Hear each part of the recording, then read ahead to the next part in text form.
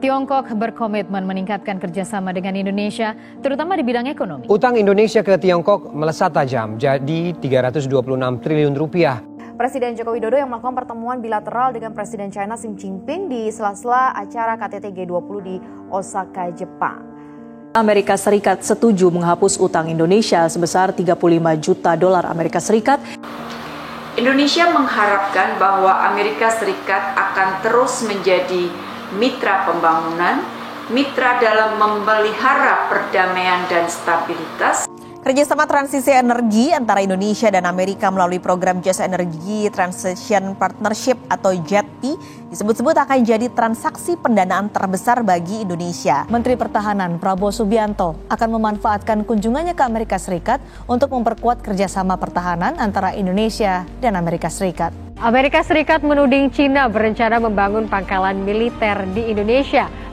Maka wilayah Indonesia tidak dapat dan tidak akan dijadikan basis atau pangkalan maupun fasilitas militer bagi negara manapun.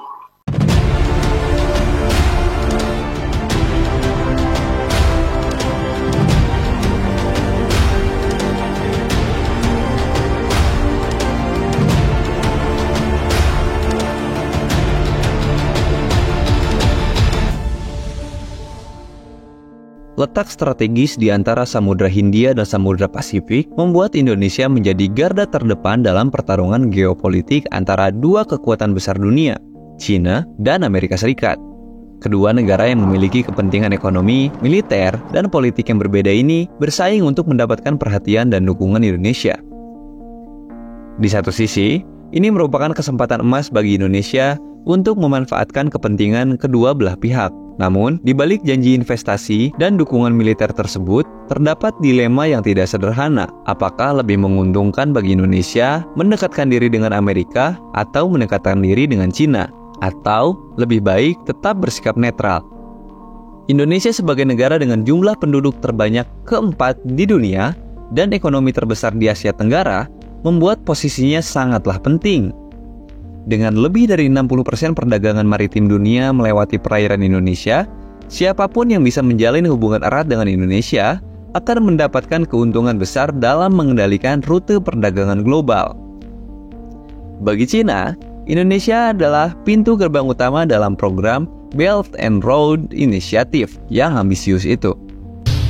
Kolaborasi antara Tiongkok dan Indonesia dalam Belt and Road Initiative atau BRI diharapkan dapat memberikan manfaat bagi kedua negara. Menurut Presiden Jokowi, di tengah situasi global yang semakin terpecah belah, kerjasama BRI tak boleh dipolitisasi dan sinergi BRI dalam pembangunan infrastruktur dapat terus berjalan.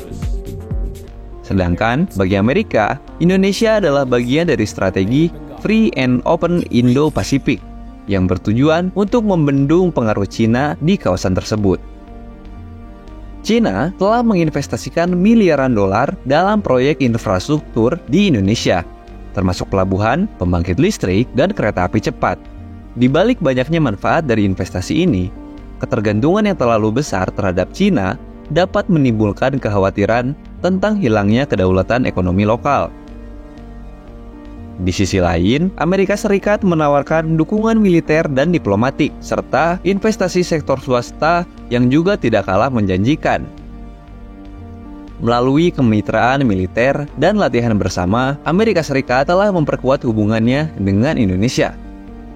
Ini tentu saja merupakan bagian dari strategi yang lebih luas untuk menahan pengaruh China di Asia Pasifik. Namun, hubungan yang terlalu dekat dengan Amerika juga dikhawatirkan dapat memicu ketegangan dengan China, yang sampai saat ini masih menjadi mitra dagang terbesar Indonesia. Salah satu pertimbangan utama bagi Indonesia adalah keseimbangan antara keamanan dan ekonomi.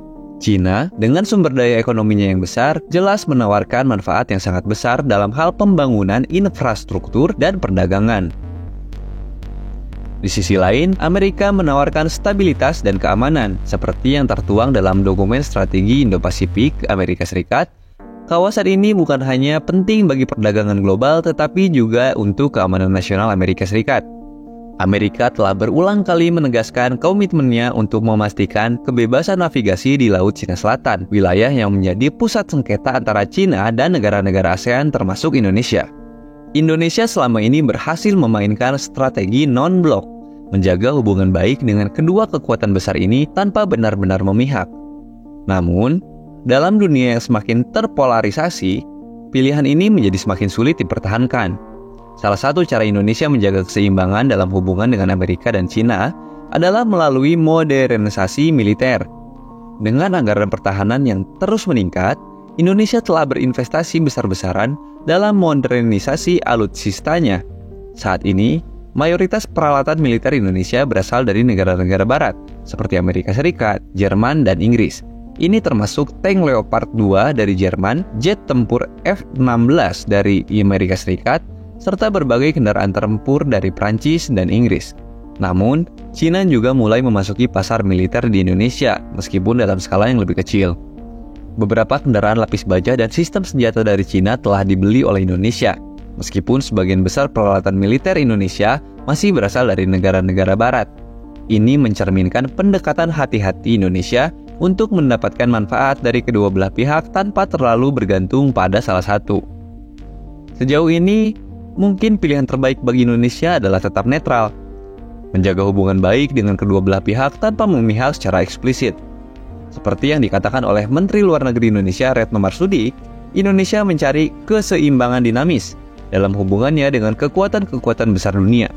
Dengan tetap netral, Indonesia dapat memanfaatkan keuntungan ekonomi dari Cina sambil tetap menjaga stabilitas dan keamanan yang ditawarkan oleh Amerika. Ini tentu bukan hal yang mudah. Dalam dunia yang semakin terpolarisasi, tekanan dari kedua belah pihak akan semakin besar untuk Indonesia. Cina ingin memastikan bahwa proyek-proyek infrastruktur strategisnya di Indonesia berjalan lancar tanpa gangguan. Sementara Amerika ingin memastikan bahwa Indonesia tidak larut dalam pengaruh Cina.